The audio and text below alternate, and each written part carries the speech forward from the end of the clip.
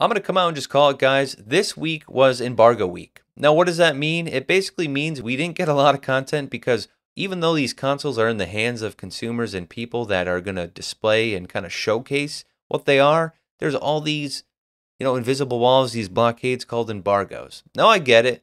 Both Sony and Microsoft want to have enough content available up until launch date to keep people excited. So that's that. I'm just kind of busting on them a little bit. Who stole the show this week was really Sony.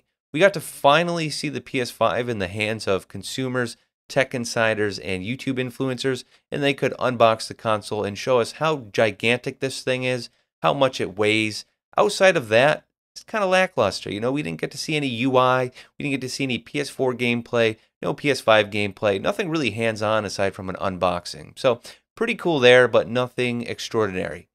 The one thing I will say about the PS5 is that their controller is supposed to be awesome. Digital Foundry had nothing but great things to say, and as you know, these guys are really detail-oriented, and they don't really BS things. So they basically said, if you're on a certain terrain, it feels like you're on terrain. John Linneman said there's an area in the Pac-Man game on the PS5 in which it's in a desert and sand is blowing. The controller feels like you're going through the sand somehow. So somehow they were able to engineer a controller that takes you deeper into the experience, much more than you would anticipate. So I'm excited there because it kind of shows you, one of the common critiques of console gaming is that you might as well get a PC because these things are a PC. And there is some truth to that, but this just shows you that there's a team of engineers that Sony pays to basically come up with new ways to enhance the gaming experience. That's something that you can't get elsewhere and you're not going to get on PC.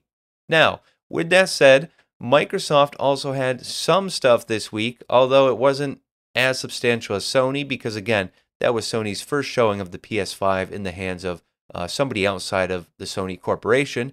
But Microsoft did something awesome. They're kind of doing this spiderweb social media marketing, I guess you could call it. And they they basically said, Sony, you're doing unboxing on this day. We're going to do an unboxing on this day, but we're sending the Series X and the Series S in massive numbers to just about every gaming channel, except for mine, of course, and we're going to let them unbox it and kind of get it out to everybody. Now, this is cool because there's channels that you wouldn't anticipate to get it. You'd expect the 500K, the 1 million, the 2 million, the 3 million channels to get the Xbox. But there's a guy I watch, Neo GameSpark, and he's a great YouTuber. He's, very unbiased, I would say, to either platform, any platform really. He's a fan of Nintendo Switch, but he, has had some good Xbox content lately, and he wasn't expecting a Series X at his doorstep, and it showed up. So it's just kind of cool. It built hype for myself because I saw how excited he was, and I thought it was just such a good gesture that Microsoft did. So really cool what they're doing there. They're kind of, playing with your emotions, but awesome to see them kind of being on the ball to fight Sony, head to head. So cool there. Sony probably won the news cycle this week just with the DualShock 5 and because it had never been unboxed by somebody outside of Sony. So again, kudos to Sony. The last thing I really want to mention this week was Best Buy is doing this awesome thing. If you've pre-ordered a Series S, a Series X, or a PS5 and you chose the in-store pickup, Best Buy is opening between 6 a.m. and 9 a.m. and you can actually sign up to create an appointment with a consultant where they'll basically say, wait in your car. You have to wear a mask given the, situation that we're in the world.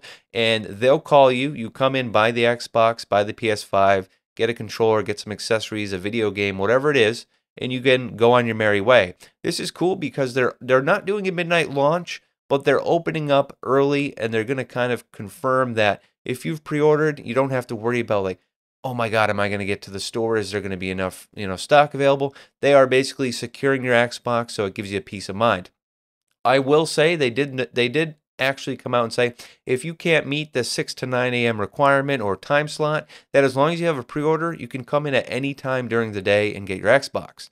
It's worth noting that apparently, in some recent news, Best Buy Canada, although it hasn't actually been released in North America, they have stated that if somebody comes into the store without a pre-order looking for one of these consoles, that you have to actually navigate them, tell them to go to the Best Buy app or bestbuy.com and order online.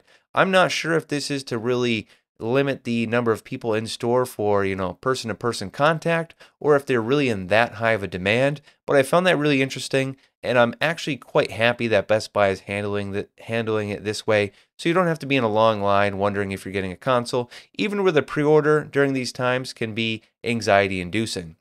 So again, this week was mostly embargo, embargo, embargo. It's awesome to see that these consoles are in the hands of consumers and that it seems like next week is when we're really going to start seeing reviews and finalized thoughts on these devices. So we're 7 days away from learning so much more about these consoles. It's really an exciting time. This is the calm before the storm, if you will.